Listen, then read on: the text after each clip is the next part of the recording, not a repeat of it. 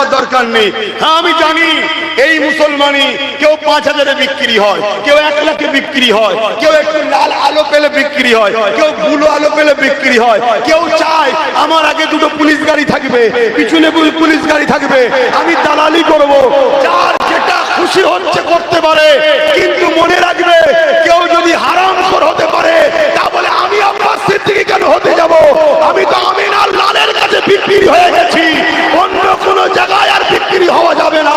তুমি গাদ্দার হতে পারো, তুমি হারামখোর হতে পারো, তুমি চিটিংবাজ হতে পারো, তুমি গুস্তাখের রাসূল হতে পারো, তুমি কাফেরের সাথ দিতে পারো, তুমি ইসলামের দুশমনের সাথ দিতে পারো, কিন্তু মুস্তাফার জন্য জান দেব অঙ্গীকার করে নিয়েছি আমরা। কেন? আমরা হলাম হুসাইনি মুসলমান, আমরা এজিদি নয়, আমরা এজিদি নয়, আমরা হুসাইনি। বলো হুসাইনি, হুসাইনি, হুসাইনি, হুসাইনি, নারায়ে তাকবীর।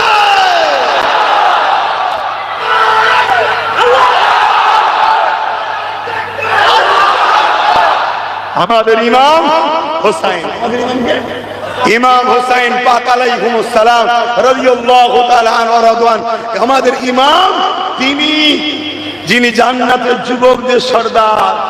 আমরা দুনিয়ায় যদি একবেলা খেতে পাই আর একবেলা শুকিয়ে চালিয়ে দেবো, একবেলা যদি না খেতে পাই আলহামদুলিল্লাহ বলবো, আর একবেলা খেয়ে ওটাও আলহামদুলিল্লাহ বলবো।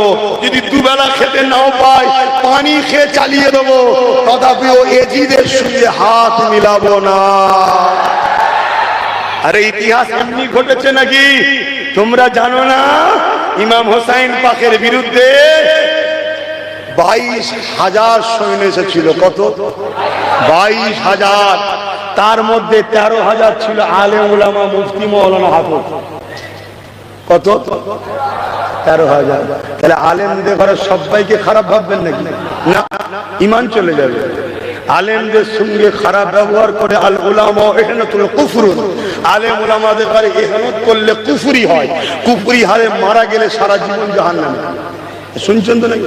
তাহলে আলেম দুই ধরনের, একটা খায়রুল উলামা, একটা শাররুল উলামা, একটা ভালো উলামা, একটা খারাপ উলামা। ভালো উলামা চিনবেন কি করে? কয়েকটা নমুনা বলে যাচ্ছি। ভালো উলামা তোমাদের ঘরে নবীর সঙ্গে জুড়তে চাইবে, জোরে বলুন সুবহানাল্লাহ।